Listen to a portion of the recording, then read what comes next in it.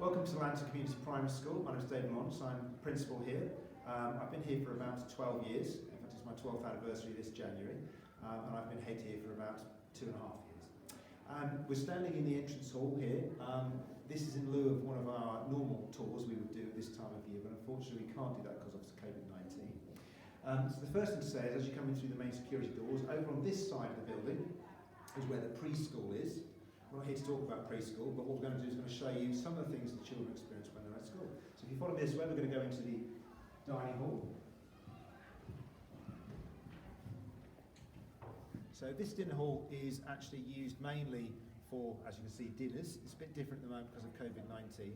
All of the children have access to hot dinners if they require it. Obviously we service free school meals and different dietary needs and things of that nature. Under normal circumstances, the children have a booking system where they apply a band to make sure they get the correct dinner, and that's available for vegetarians and other dietary needs as well. There are 2 dinner slots. There's normally 12 till 1 and then 12:30 to 1:30, and that's depending on the age of the children. The hall isn't quite big enough to get everybody in at one time. Because of COVID, we've got a slightly increase in the staggered arrangements, but we still manage to get everybody through. Children, of course, can elect to have school packed lunches as well. This hall is also used for PE lessons. It's not used for PE lessons at the moment because of COVID-19, but under normal circumstances we would have our indoor PE, such as dance and gymnastics in here. It is also used under normal circumstances for our assemblies as well. Now we do try to have whole school assemblies twice a week. We have one on a Monday, one on a Friday. We do those via Teams at the moment. And then on the other days of the week, we often split up. There's a bigger space, or another big space at the other end of the school called the atrium, where we'll split up into year groups, age groups, and things of that nature. This space at the moment is divided up to help us keep social distancing while children are eating their dinner. And you can see there's sort of an avenue down the side in the middle, which enables us to make sure that everybody comes in through different exits and entrances in order to keep them safe and apart. We're going to move on now to reception classroom. This is the door that reception children would normally come into, and it's one of the main entrances to the school.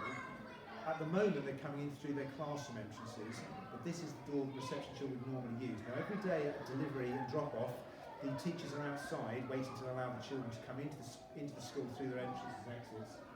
The teaching assistant will be waiting for them in the classroom, so it enables you to actually have a face-to-face conversation with the teacher at that drop-off time. Inside here are the cloakrooms. Each class has a cloakroom all of its own. This is the cloakroom belonging to Al's class, which is the classroom over to my right. Kingfishers is the next class, and they have their own cloakroom as well. This is Kingfisher's class, which is one of our reception classes. 2 rooms are basically identical. So our intake in reception is 60. So there's 30 in each class, and we very rarely go over that. Inside here you'll have 30 children, 30 boys and girls who at the moment are intact in one bubble due to COVID regulations. And if you look behind me you can see they have a carpet area where they'll sit. We don't do much in the way of tables and chairs in here because actually the free flow model is the one that we use mainly at Lantern. So the children will have some input from their teacher each morning. It might be phonics, maths, might be a bit of writing going on, and then the skill of the reception team is to create learning activities around the room that will encourage the children to use those skills independently. Now, the teachers do follow up and give the children individual challenges to make sure they're maximising those learning opportunities, but there is an element of independence that needs to come from the children as well. And you can see that they go outside to their outside area over there, which is where the children will engage with some of the activities externally alongside the ones that are inside. And there is an element of choice in that. The children will choose to go inside and outside as they wish to make the most of those learning opportunities. You will see activities in here that are based around all the core skills, reading, writing, maths, but there are in fact 17 areas of learning that the reception children need to engage with, and they include socialisation, communication skills and physical skills as well. Welcome to the outside area for reception. Both our reception classes feed into the same outside area, and without COVID we would normally let the children intermingle. In fact we encourage it because it's a really good way for them to socialise and develop relationships with both sets of classes. At the moment we keep them separate, and that's because of the conditions we're under at the moment. The outside doors are normally open. Children are encouraged obviously to wear coats on colder days and wet days, things like that. We have this canopy above us here as well, which enables the children to use it in all weathers. A very important part of reception is developing skills both inside and outside, and what you'll normally see is a lot of the learning activities that are set up inside, outside on a different scale and using different equipment. So a very good example would be writing skills. If there were some writing skills that are being used inside it might be on pencil and paper, perhaps using the easel and the whiteboards. Outside, children might be using chalks to draw on the floor, they might be writing in sand, or they might be writing in something else like that. So it's a bit messier and a bit bigger, and it's very important because children learn in different ways. We've also got outside equipment, we've got slides, trikes and things like that are available. I have to say conditions at the moment have meant that things are having to be separated because obviously we're bubble compliant, but when COVID is over, all those things will return to normal and we'll be able to use those things as we always used to. This area we're standing in, and in fact if we look around here you can see there's a fence, we're separate from the rest of the school. This area is only used by reception. It's not used by the preschool and it's not used by any other children. The children in reception make use of this for their break time. It's completely separate off.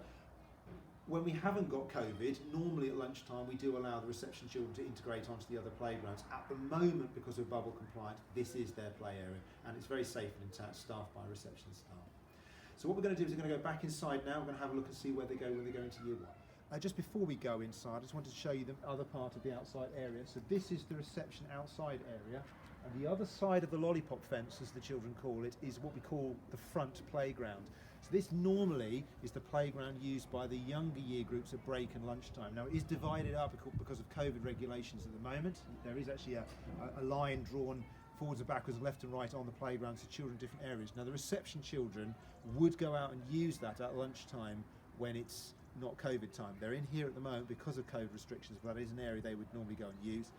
Further up on the field, which you can't see, is what we call the top playground. That is mainly used by much older children. There is another playground up there right on top of the grass. That's an additional area. But what we'll do is we'll go back inside now and see you. We're standing in the corridor just outside reception. This is Kingfisher's class. All of our classes are named after birds. The two reception classes are Kingfishers and Owls. And going down this corridor, all the other classes tend to be in pairs of year groups, but they're not all in chronological order. That's to make sure the school has a more inclusive feel to it. A lot of people often ask me about reception and the transfer into year one. And actually it's very, very easy for reception to year one because this is reception and over the corridor is year one. So we're just going to have a look at a year one classroom now. So year one obviously is set up around COVID protocols, which is why you've got the desks lined up as they are. But basically it's a very similar classroom to reception with a slightly higher emphasis on structured play, moving into actual lesson focus, which you'd start to see as you go up through the rest of the school. And outside you have got their outside area as well. This is set up for COVID. Under normal circumstances, the tables would not be in rows like this, but these are the situations we find ourselves in. This is year one's outside area. So just like reception, the younger years do have a dedicated outside area. They're covered, as you can see, they've got a plastic canopy above them to make sure they're usable in all weathers. And this is true for reception, years one and year two. And that's because part of being outside is part of their learning activities they should be going on. So throughout their day, they should have some opportunities to access the outside area. There is a similar one over for year two over there. Now the years 3, 4, 5 and 6 don't have permanent canopy. They do have sun blinds that can be pulled out and outside furniture. That tends to be used when the teacher has allocated a suitable session for using. So this outside area at the moment is divided quite firmly between two classes because they're bubble compliant.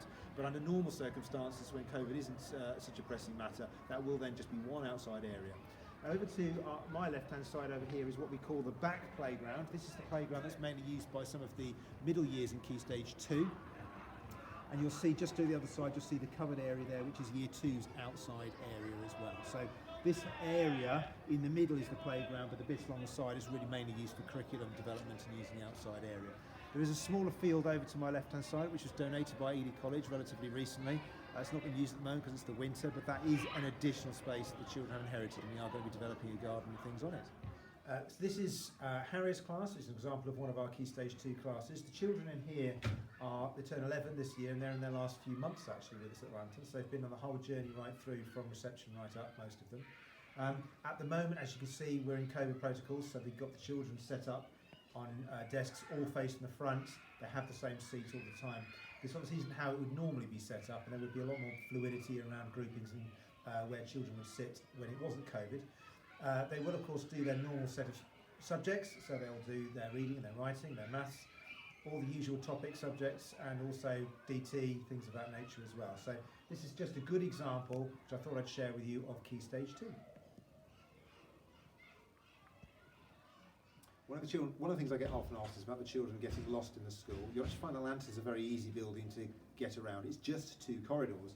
So straight down there is the corridor we've just come from. That's where reception in Year 1 and the main entrance is. And then going down that way is where some of the other year groups are. This is what we call the extension. It's been here for about 10 years, but we still think of it as the new part. And that goes right down, and you can see other year groups there. So what we'll do is we'll wander down that way, and we'll take a look at a Key Stage 2 classroom. This area is our library. The library had a lot of work put into it several years ago, and we had a lot of people digitising our catalogue and things like that. So we have all the books are stored onto the junior librarian system, which means the children can actually scan their books in and out themselves. Now, rather sadly at the moment, because of COVID, this area has actually been slightly mothballed at the moment because we're not supposed to have communal areas. But the hope is obviously that very soon we'll get back to using the library. We put a lot of books in classrooms instead. This area is very much aimed at reading for pleasure, which is on the national curriculum. But the system does record what children are reading, which is rather useful because it helps us see what books girls are reading, what books boys are reading, what books different age groups are reading. Most of the younger classes will have a slot in here once COVID, we've moved past that period of COVID. They'll come down here, they'll spend some time with their teacher, and they'll help them choose books and select books and change over what they've been reading. Behind me are the group rooms 1, 2 and 3. The one on the end is used mainly for music practice. The other 2 are used as breakout rooms for situations where children might need additional support. That might be academic for reading, writing, maths, things like that, but it might also be for social and emotional skills as well, turn taking, things like that. They're always very useful when they're needed. So we'll move our way down and have a look at some Key Stage 2. Okay, behind me you can see our back field. We actually have 3 separate fields at Lantern. We're very lucky. This field is our flattest field and is the one that mainly Key Stage 2 classes will use for some of their outdoor games, rugby, hockey, football, things of that nature. And it's actually also our biggest field. You can also see the Key Stage 2 trim trail. We do have, this is something we don't use in the winter obviously, but something we would use in the warmer months. There's an equivalent one on the front which the younger children will have access to as well.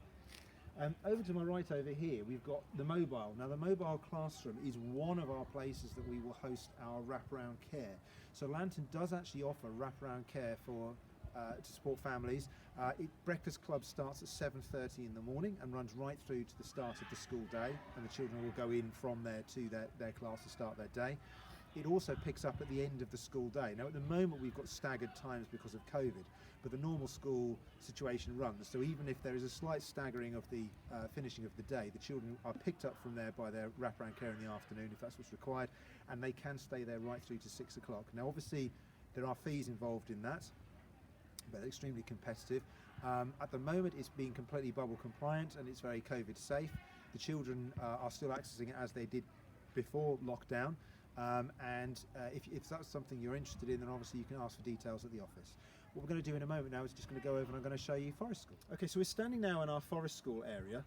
Many years ago this was originally set up as an outside classroom. In fact it is quite long and it goes quite a lot further down there than it looks, and we might have a look at that in a second. Forest School, for those people that don't know, was set up quite a long time ago after some research that was done across the country about the fact that sometimes children these days don't engage with the outside area, perhaps the way we might have done when we were younger. And it was considered that there are all sorts of downsides to that. So Forest School was set up as an initiative. It was very popular about 10 years ago. A lot of schools picked it up and started up. Fortunately at Lantern we've been able to keep it going. Now, it does have to be done in slightly smaller groups, and you'll see why when I explain some of the things that are on the agenda. It is about controlled choices and controlled risk. So it does have some things on the curriculum which sound a little bit strange. So for example, building fires is on the curriculum. Chopping up pieces of wood with a saw is on the curriculum. Climbing trees is on the curriculum. And these things have to be supervised and the children have to be shown how to do them safely. And that's the emphasis there, safely. So it has to be done in relatively small groups with trained individuals. So our Forest School leader takes groups of no more than 15 out here. They will spend a half day out here. They will learn to do all those exciting things. They'll build dens, they'll climb trees, they'll do all these things, but they'll do it safely. The children will come out here every other week for half a day, and they will do it 4 seasons and 3 terms. So they do have to wear their boiler suits and the wet waterproof clothing and stuff like that in the winter. In the summer obviously they wear a completely different set of clothes, but they don't wear uniform, so they do come in, and I have to say they do get quite muddy sometimes. It's a very popular thing to do.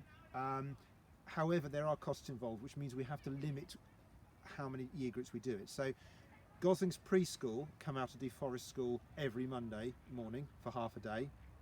And then in Lantern, it's a main focus of Year 3. So the Year 3 classes are split into two, an A and a B, and you'll have an on week and an off week. And you'll come out here and you will spend half a day every other week out here when you're in Year 3. So we're going to go inside now. So we've come to the end of our short tour of Lantern. I'm sorry it's a bit shorter than it would normally have been if you were here in person. I'm standing back here in the entranceway just behind the security doors. We're back here by the dinner hall, as you can see, which is being prepared for lunch as we speak.